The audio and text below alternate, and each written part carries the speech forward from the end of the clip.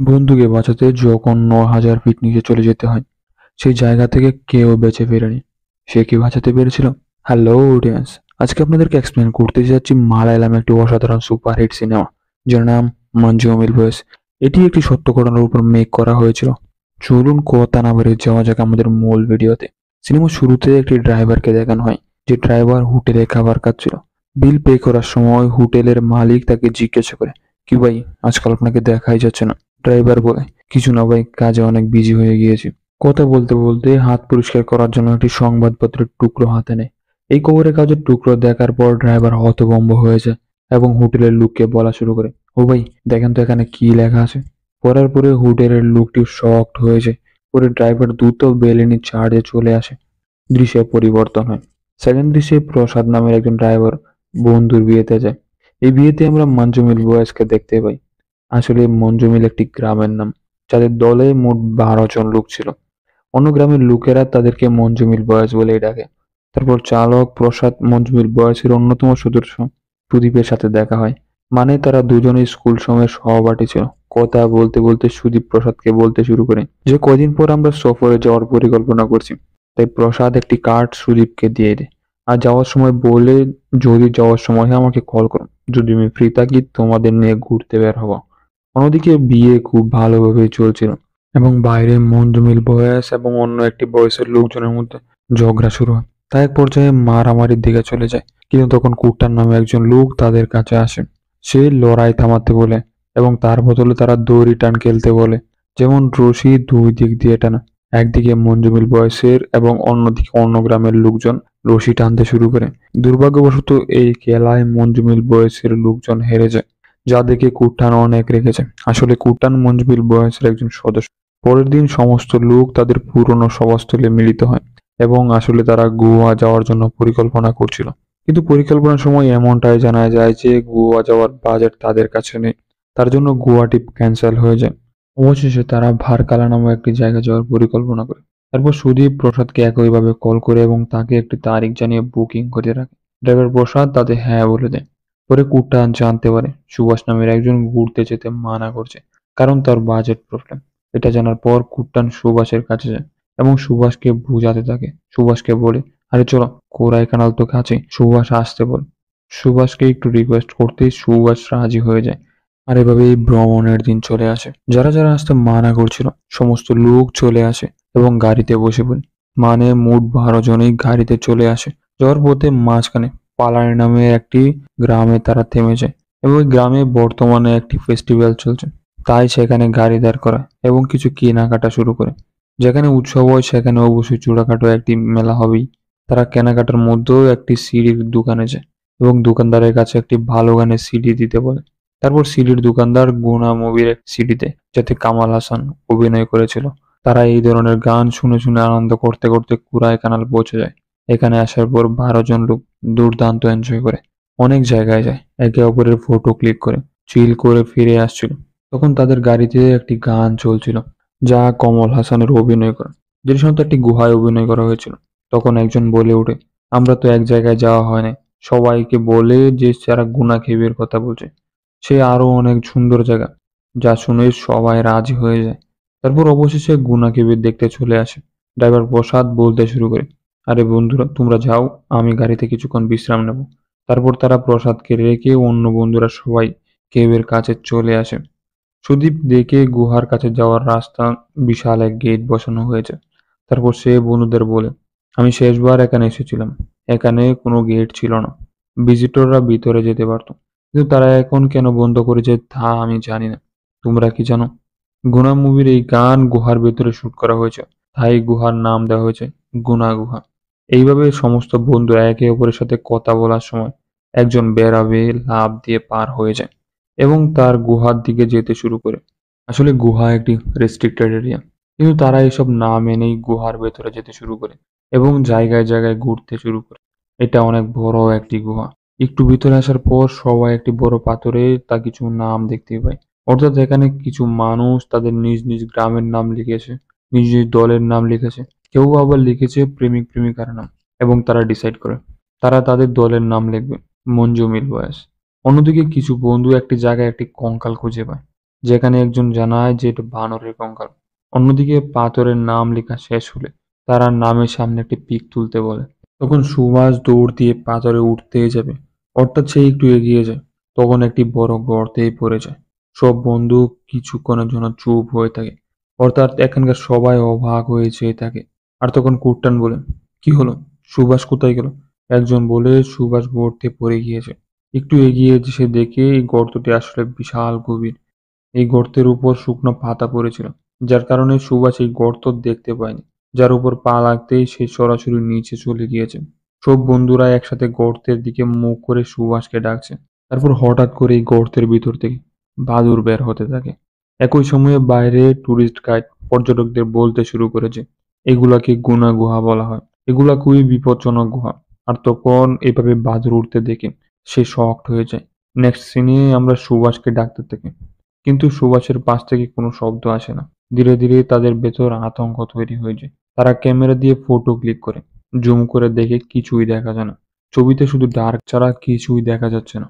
এদিকে একটি ছোট পাথর গর্তে পড়ে যায়। যখন সবাই পাথরের পড়া শব্দ শুনতে চেষ্টা করে, তখন শুনে পাথর নিচে পড়তেই চলছে, পড়েই চলছে। এই শব্দ অনেকক্ষণ থেকে যায় এবং গর্তটা অনেক গভীর, অর্থাৎ কেবল শব্দ দ্বারা জানা যায় গর্ত কত গভীর। এই সব শুনে বন্ধুরা একে অপরে মুখের দিকে তাকায় এবং তারা কাঁদতে শুরু করে দেয়। এই জায়গায় হলুদ জ্যাকেট পরা একজন ব্যক্তি আছে। প্রথম এই লোক গুহার ভিতরে এসেছিল, আর সে কাঁদতে কাঁদতে বলে যে সুভাষ চলে গেছে, সে মারা গিয়েছে। সে গুহার ভিতর লাফ দিতে শুরু করে। সিদ্ধু নামে একজন তাকে জোর করে বাইরে নিয়ে যেতে শুরু করে। এই সময়ে পর্যটক গাইড গুহার ভিতর আসতে শুরু করে। এটা দেখে সব বন্ধুরা এই লোকটির পা ধরে সাহায্য প্রার্থনা করতে থাকে, বলে, ভাই, আমার বন্ধু ভিতরে পড়ে গিয়েছে, দয়া করে আমাকে হেল্প করুন। টুরিস্ট গাইড বলতে থাকে, আরে ভাই, তোমরা এখানে কেন আসছো? আপনার বন্ধুরা যদি এই গর্তেই পড়ে যায়, তাহলে তুমি এই বন্ধুকে ভুলে যাও, চলে যাও সবাই, চলো বাইরে যাও। এই কথা শোনার পর সব বন্ধুরা খারাপ ভাবে কাঁদতে শুরু করে, কিন্তু হাল না ছেড়ে দিয়ে চার বন্ধু এই গুহা থেকে বের হয়, অন্য কারো কাছে সাহায্যের জন্য চায়। তখন বাইরে একজন ফটোগ্রাফারকে দেখতে পায়। তারা সাহায্য চাইতে শুরু করে, ভাই, আমার বন্ধু গুহায় পড়ে গিয়েছে, আমাকে একটু সাহায্য করুন, সে একটা বড় গর্তে পড়ে গিয়েছে, অনুগ্রহ করে আমাকে সাহায্য করুন। তখন ফটোগ্রাফার তাকে জিজ্ঞেস করেন, গুহার ভিতরে সেই বড় গর্তের কথা বলছো তুমি? আরে ভাই, কেন আপনারা সেখানে গিয়েছিলেন? এখন তোমরা তোমার বন্ধুকে ভুলে যাও, বাড়ি ফিরে যাও। তবু এই লোকেরা হাল না ছেড়ে না দিয়ে বন কর্মকর্তাকে খুঁজতে শুরু করে। অন্যদিকে উপরে সিদ্ধুর জ্যাকেট পরা লোকটার যত্ন নিতে থাকে, কারণ সেই লোকটিও শকড ছিল। অন্যদিকে এই চার বন্ধু যখন কোথাও বন কর্মকর্তাকে খুঁজে না পেয়ে লোকেরা দোকানে চলে আসে। আসলে গুহার ভেতরে আসার আগেই এই লোকের দোকানের কাছ থেকে কিছু কিনেছিল, তাই মানুষগুলো দোকানের লোককে সাহায্য করতে বলেন। গুহার ভেতরে আমাদের বন্ধু একটি বড় গর্তে পড়ে গিয়েছে, প্লিজ আমাদের সাহায্য করুন। এই বন কর্মকর্তা কোথায় থাকে আমাকে বলবেন প্লিজ? এই দোকানদারও এইসব বলতে শুরু করেছে, তোমরা তোমাদের বন্ধুকে ভুলে যাও, অবিলম্বে বাড়ি ফিরে যাও, তোমরা ঘরে চলে যাও, এখন কেউ কিছু করতে পারবে না। কিন্তু তারা বারবার অনুরোধ করতে শুরু করে। একই সময় দোকান মালিকের মেয়ে তাদের বলতে শুরু করে, স্যার, আগে আপনারা থানায় যান, থানায় গিয়ে ডায়েরি করে আসুন। তখন তিনজন থানায় যেতে শুরু করে। একজন বন্ধু দোকানদারের সাথে গুহার ভিতরে যাওয়া শুরু করে। তখন দোকানদার হাতে কিছু লেবু নিয়ে নেয় এবং একটি লেবু তার বন্ধুর কাছে দেয় এবং বলে, আমি শুনেছি এটি একটি অশুভ আত্মা আছে, আর এই লেবু আমাদের অশুভ আত্মা থেকে রক্ষা করবে। এইদিকে তিন বন্ধু ড্রাইভার প্রসাদকে সাথে করে নিয়ে থানার দিকে রওনা হয়। যাওয়ার সময় কিছু এক্সপ্লেন করতে থাকে। অন্যদিকে সিধু হলুদ পরা জ্যাকেট লোকটাকে এক জায়গায় বসিয়ে রাখে, সেও গুহার ভিতর চলে আসে। আসলে হলুদ জ্যাকেট পরা লোকটা ভাবে তার জন্যই সুবাস নিচে পড়ে গিয়েছে। সে নিজেকে দোষী ভাবে নিচ্ছে। আসার সময় গাইড লোকটা দোকানদারকে বলতে শুরু করল, ভাই, আমরা এখানে কিছুই করতে পারবো না, ছেলেটি গর্তে ঢুকে পড়ে গিয়েছে, আপনি চাইলেই একবার গিয়ে দেখে আসুন। এই দোকানদার লোকটি এই গুহার ভেতরে আসে এবং সব লোককে একটি করে লেবু দেওয়া শুরু করে এবং সেই গর্ত থেকে দূরে সরে যেতে বলে। এবং একই সময় ক্লাইমেট চেঞ্জ হয়ে যায়, কালো মেঘে আকাশ ঢেকে যায় এবং প্রবল বাতাস বইতে শুরু করে এবং বৃষ্টি হয়। এখন বৃষ্টি হওয়ার সময় সব পর্যটক ফিরতে শুরু করে, কিন্তু হলুদ জ্যাকেট পরা লোকটি একই গুহার বাইরে বসে বসে খাচ্ছে। অন্যদিকে ড্রাইভার প্রসাদ এবং তিন বন্ধু থানার লেখককে তাদের সমস্যার কথা বলে। প্রথমে লেখককে তাদের মানুষ ধমক দিতে শুরু করে আর বলে, এটা একটা রেস্ট্রিক্টেড এরিয়া, আপনারা কেন গিয়েছিলেন? রাইটার বলতে শুরু করে। তারপর সেই গর্ত সম্পর্কে বলছেন, যে গর্তটিকে বলা হয় ডেভিল কিচেন, কারণ সবাই ভাবে শয়তান এখানে রাবার রান্না করে খায়। একই সময় অন্যদিকে দোকানের লোকটি অন্য বন্ধুদের গর্ত সম্পর্কে ব্যাখ্যা করতে থাকে। আসলে একজন বিদেশি লোক এই গর্তের নাম দিয়েছে। অন্যদিকে গার্ড হলুদ জ্যাকেট পরা লোকটিকে এক্সপ্লেন করে, কামাল স্যার, এই শুটিং করতে এই গুহাগুলোকেই গুনা কেভ বলা হয়। পুলিশের রিপোর্ট মতে 13 জন লোক এই গর্তে পড়ে গিয়েছিল। এমনকি মৃতদেহও খুঁজে পাওয়া যায়নি। আমি শুনেছি যে এই গর্তের গভীরতা প্রায় 9,000 ফিট। 10 বছর আগে সেন্ট্রাল মিনিস্টারের ছেলেও এই গর্তে পড়ে গিয়েছিল এবং সে ঘোষণা দিয়েছিল যদি সে ছেলের হাড়ও নিয়ে আসে তাহলে তাকে 15 লাখ রুপি দেওয়া হবে। কিন্তু কেউ ভিতরে যেতে পারেনি। সেন্ট্রাল মিনিস্টার দ্বারা কিছুই হয়নি। এইদিকে আপনারা সাধারণ গ্রামের ছেলে, তোমরা কি করতে পারবে? আমার কথা শুনো, তোমরা এখান থেকে ফিরে যাও। পরে থানার ইন্সপেক্টর এই লোকদের কথা না শুনেই এই লোকদেরকে মারধর শুরু করে এবং সবাইকে দোষারোপ করতে থাকে। তোমরা তোমার বন্ধুকে ফেলে দিয়ে এখানে এসে বান করছো? এই লোকেরা বলতে শুরু করে, স্যার, স্যার, আমরা কিছুই করিনি, আমাদেরকে সাহায্য করুন, স্যার, আমাদের সাথে আসুন, আমার বন্ধু গর্তে পড়ে গিয়েছে, দয়া করে তাকে বাঁচান। সব বাইরের সকল পানি গুহার ভেতরে আসতে শুরু করে এবং সেই গর্তে বৃষ্টির পানি যেতে শুরু করে। অন্যদিকে ফটোগ্রাফার বন কর্মকর্তাকে খুঁজে বের করে এবং তার কাছে এসে পুরো ঘটনা বলতে থাকে। সে তাকে গুহার ভেতরে নিয়ে যায়, যার পরে সিনে দেখি অত্যাধিক বৃষ্টির জল গুহার ভেতরে যেতে শুরু করে, যার কারণে কুট্টান বৃষ্টির পানি যাওয়া বন্ধ করতে চেষ্টা করে। কুট্টানকে দেখে অন্য বন্ধুরাও কাঠ এবং পাথর দিয়ে আটকানোর ব্যবস্থা করে। তারপর বন কর্মকর্তা এখানে আসে এবং সকল লোককে অনুরোধ করে এখান থেকে চলে যাও। তাদের একজন বলতে শুরু করে, আমার বন্ধু এই গর্তে আটকা পড়ে গেছে, আর আমরা কিভাবে চলে যাব? বন কর্মকর্তা বলতে থাকে, এখন পর্যন্ত এই গর্ত থেকে কেউ ফিরে আসেনি। আপনার বন্ধু হয়তো অনেক আগেই মারা গিয়েছে। মৃত ব্যক্তির উপর পানির পড়লেই কি আর পাথর পড়লেই কি? এইভাবেই সকল বন্ধুদের বকাঝকা করতে থাকে। একথা শুনে সকল বন্ধুরা ঘাবড়ে যেতে থাকে এবং তারা কাঁদতে শুরু করে এবং সুভাষ সুভাষ বলে জোরে জোরে চিৎকার করতে থাকে। এইদিকে থানায় ওই ইন্সপেক্টর ওই লোকদের সাথে গুহার কাছে যেতে শুরু করে। একসময় পুলিশ একটি দোকানের কাছে থামায় এবং তাদের বলে, আমার জন্য মদ নিয়ে আসো, আমার জন্য সিগারেট নিয়ে আনতে। বন্ধুর জন্য তারা মদের দোকানে যেতে বাধ্য হয়, মদ কেনা শুরু করেন। কিন্তু এখানে দোকানদারের সাথে ঝগড়া শুরু হয়ে যায়। দৃশ্য ফ্ল্যাশব্যাকে যেতে শুরু করে। আসলে এই 12 জন শৈশব থেকে সেরা বন্ধু ছিল। তখন একে অপরের সাথে খেলা করত, স্কুলে যেত। ছোটবেলায় একদিন এই 12 জন পুকুরে গোসল করছিল। তখন সুভাষ জলে নামতে ভয় পেতে শুরু করে। এটা দেখে অন্য বন্ধুরা সুভাষকে মোটিভেট করে, সে সুভাষ, ভয় পেও না, আমরা তো আছি। তারপর সুভাষ জলে ঝাঁপ দেয়। সিন বর্তমান দিনে চলে আসে। এখানে সুভাষকে দেখানো হয় যে কোনো পাথরের উপর পড়েছিল এবং অনেক আহত হয়েছে। তার পড়ে যাওয়াটা রিয়াল ভাবে তুলে ধরা হয়েছে।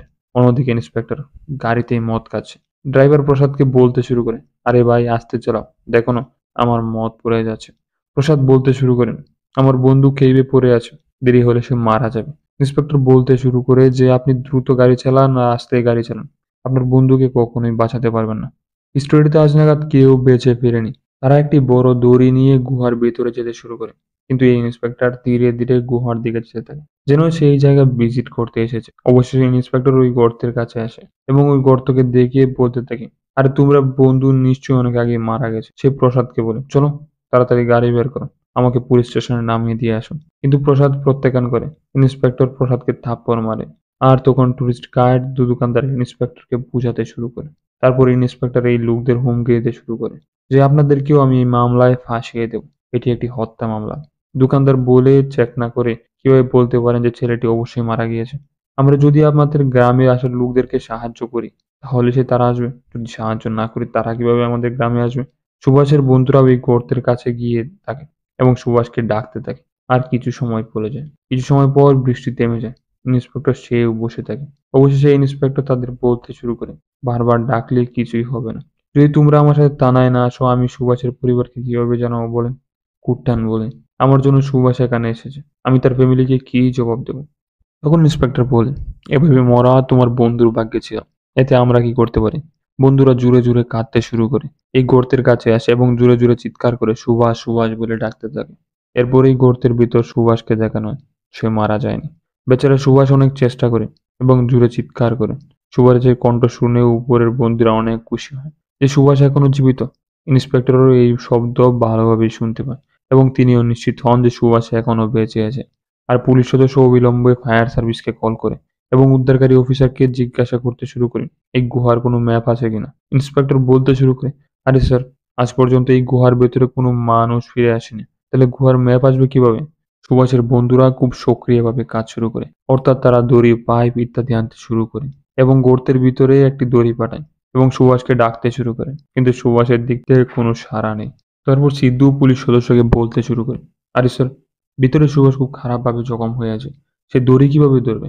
উদ্ধারকারী দলের কাউকে তো নিচে নামতেই হবে, তাকে বের করে আনতে হবে। কিন্তু উদ্ধারকারী দলের বন পরিদর্শক বলতে শুরু করে যে আমরা কেউ এই গর্তের ভিতরে যাব না, তাকে দড়ি ধরেই আসতে হবে। তারপর ফটোগ্রাফার এবং বন কর্মকর্তা সব লোককে বুঝিয়ে বলতে থাকে যে এই গর্তের সোজা নয়, এই গর্তের ভিতরে অনেক বড় বড় পাথর আছে, কিছু চওড়া হতে পারে, আবার কিছু সরু হতে পারে। কোনো মানুষ ভেতরে গেলে জানা যাবে আসলে পাথরটি কিভাবে আছে। তারপর উদ্ধারকারী দলের সদস্যদেরকে ডাকে এবং তাদেরকে বলতে শুরু করে, তোমাদের একজনকে ভিতরে যেতে হবে। তারপর উদ্ধারকারী দল এবং লোকও প্রস্তুত করে, এবং কিন্তু গর্তে ঢোকার সময় সে ভয় পেয়ে যায়। তারপর উদ্ধারকারী অফিসার একটি লোককে অনুপ্রাণিত করতে শুরু করে, এটি তোমার কাছে একটি সুবর্ণ সুযোগ, এরপরে তুমি বিশ্বের কাছে নায়ক হয়ে উঠবে, অনেক পদক পাবে। কিন্তু তবুও এই লোকের ভেতরে যেতে ভয় পাচ্ছ। সিন শৈশবে ফ্ল্যাশব্যাক করে 12 জন ছেলে পুকুরে সাঁতার কাটছিল। তারপর তাদের মধ্যে একজন পানির ভেতরে আটকে যায় এবং ছেলেটি উপরে আসতে পারছে না। তারপর কুটান জলের ভেতরে লাফ দেয় এবং খুঁজে শিশুটিকে বের করে নিয়ে আসে। তারপর বর্তমানে দিনেও কুটান সবাইকে বলতে শুরু করে যে, স্যার, এই গর্তে আমি যাব। ইন্সপেক্টর বলতে শুরু করে, ইতিমধ্যে একজন ব্যক্তি ভিতরে আটকা পড়েছে, যদিও আপনি ওই ফাঁদে পড়েন তাহলে আপনাকে কে বের করবেন? এভাবে তারা বকাঝকা করতে শুরু করে। কুটান বলতে শুরু করে যে সুভাষকে ছাড়া আমরা এখান থেকে যাব না। সুভাষ আমাদের জন্য অনেক গুরুত্বপূর্ণ। আর সুভাষের জন্য আমরা সমস্ত ফ্রেন্ড যা প্রয়োজন তাই করতে রাজি। তখন দোকানের মালিক বলতে শুরু করে, স্যার, আপনার জন্য তো এটা একটি কাজ, কিন্তু ওদের কাছে ওদের বন্ধুর জীবন অনেক বেশি গুরুত্বপূর্ণ। আপনি যাই করেন না কেন, দেখবেন এই মানুষগুলো অবশ্যই গর্তের ভিতরে যাবে। অবশেষে তার বিকল্প না পেয়ে সবাই একমত হয় আর এই গর্তে কুট্টানকে পাঠায়। কিন্তু কুট্টান পাঠানোর আগে কুট্টানকে বেশ কিছু প্রশিক্ষণ দেয়। সুভাষকে দেখলে কিভাবে সুভাষকে দড়ি দিয়ে বাঁধবে, কিভাবে গুট দিতে হবে, এরকম সবকিছু প্রশিক্ষণ নেওয়ার পর কুট্টান গর্তের ভিতরে যেতে থাকে। কুট্টানকে লক্ষ্য করে কিছু জায়গা অনেক পাকা, আবার কিছু জায়গা খুবই চিকন। কুট্টান ভিতরে কিছু যাওয়ার পর বড় দড়ি শেষ হয়ে যায়। রেস্কিউ অফিসার বলে যে এখন পর্যন্ত আমরা 112 মিটার কভার করেছি। কুট্টান আরো ভিতরে গেলে অক্সিজেনের মাত্রা কমে যেতে শুরু করবে। হয়তো কুট্টানের জীবন এতে বিপদে পড়তে পারে। একথা শোনার পর সুদীপ গর্তের কাছে আসে এবং কুট্টানকে বলতে শুরু করে, তুমি কি শ্বাস নিতে পারছো? তখন অফিসার বলে, আপনি আরো নিচে গেলে আপনার জীবন বিপদে পড়তে পারে। কুট্টান বলতে শুরু করে যে যদি আমাকে টেনে তোলার চেষ্টা করা হয় তাহলে আমি নিজেই দড়ি কেটে নিচে চলে যাব। সুতরাং এই লোকের জন্য কোনো বিকল্প না থাকার কারণে আর একটা দড়ি নিয়ে আসে এবং কুট্টান আরো ভিতরে যেতে শুরু করে। ভেতরে কিছু দূর যাওয়ার পর সে দেখতে পায় একটি বড় পাথরের উপর সুভাষ পড়ে আছে। খুব আহত অবস্থায় সুভাষকে দেখে কুট্টান চিৎকার করতে থাকে, আমি সুভাষকে দেখতে পেয়েছি। এই কথা শুনে উপরে বন্ধুরা খুবই খুশি হয়। কুট্টান সুভাষের কাছে আসার পর তার গিট বাঁধতে ভুলে যায়। তাই কুট্টান যেভাবে পারে সেভাবে সুভাষকে বেঁধে নিয়ে আসতে শুরু করে। এদিকে সুভাষ একটু করে নিচে পড়তে থাকে আর কুট্টান ও সুভাষকে ভালোভাবে আটকে ফেলে। আর তখন কুট্টানের অন্য বন্ধুরা দৌড়ে দৌড়ে তাদের টেনে উপরে তুলতে থাকে। আনার সময় কুট্টান অনেক অসুবিধার সম্মুখীন হয় এবং অবশেষে তুলে আনে। আসলে এই দৃশ্যটা খুবই আশ্চর্যজনক ছিল। উপরে তোলার পর সুভাষকে পানি খাওয়ানো শুরু করে। তারপর তারা সবাইকে সামলাতে শুরু করে। তখন এক বুড়ি তার নাতনিকে নিয়ে সুভাষের কাছে আসে এবং বলতে শুরু করে যে মৃত্যুর ছোঁয়াল থেকে রক্ষা পায় সে এক ধরনের ঈশ্বর। আর সব বন্ধুরা সুভাষকে নিয়ে স্থানীয় হাসপাতালে যায়। সেখানে প্রথমে ডাক্তার তাকে ফার্স্ট এড চিকিৎসা করে এবং পরে বলে যে তোমরা অবিলম্বে তোমাদের বন্ধুকে নিয়ে যাও বড় কোনো হসপিটালে তাকে চিকিৎসা করাও। তারপর সুভাষকে নিয়ে গ্রামে ফিরে যেতে শুরু করে। এখানে মিডিয়ার লোক এসে কুট্টানকে জিজ্ঞাসাবাদ করে, কিন্তু কুট্টান বলে, মাফ করবেন, আমাদের জরুরিভাবে বাড়িতে যেতে হবে। আমার বন্ধু অসুস্থ, তাকে চিকিৎসার প্রয়োজন, অনুগ্রহ করে আমাদের যেতে দিন। একই সঙ্গে ইন্সপেক্টর কুট্টানকে বলে যে আমাদের ভ্রমণের সময় আর কখনো এখানে আসবে না। পরে সবাই নিজ গ্রামে ফিরে আসে এবং সুভাষকে একটি বড় হসপিটালে ভর্তি করা হয়, তার চিকিৎসা করা হয়। ধীরে ধীরে সে সুস্থ হতে শুরু করে। এদিকে সুভাষের মা কুট্টানকে খুব ঘৃণা করেন। আসলে কেউ তাদের বাসায় বলেনি যে সুভাষের সাথে কি হয়েছে। তারা এই মানুষগুলো অবস্থা থেকে বেরিয়ে এসেছে। কুট্টান সুভাষের মাকে বলেছিল সুভাষ পা পিছলে পড়ে গিয়েছে, যার জন্য তার এই অবস্থা। এরপরে সিন বর্তমানে পরিবর্তিত এবং যেখানে ড্রাইভার একটি হোটেলে ডিনার করছিল আর একটি ছোট সংবাদপত্রে কাগজ দেখছিল। আসলে এই পত্রিকায় তাদের খবর চাপা হয়েছিল কুট্টান কিভাবে নিজের জীবন বাজি রেখে তার বন্ধুকে বাঁচিয়েছিল। খবর পড়া মাত্র ওই ড্রাইভার গ্রামে ফিরে আসে এবং সবাইকে বলতে শুরু করে তাদের সাথে কি হয়েছিল। তারপর গ্রামের সবাই কুট্টানের বাড়িতে জড়ো হয়। সত্যটা জানার পর সুভাষের মা সেই কুট্টানের কাছে আসে এবং তারা ক্ষমা চাইতে শুরু করে দেয়। অবশেষে সেই গুহার ভেতর বড় গর্তটা বেড়া দেওয়া হয়, যাতে কেউ পিছলে পড়ে আবার মারা না যায়। আর এখানে মুভিটা এন্ডিং হয়ে যায়।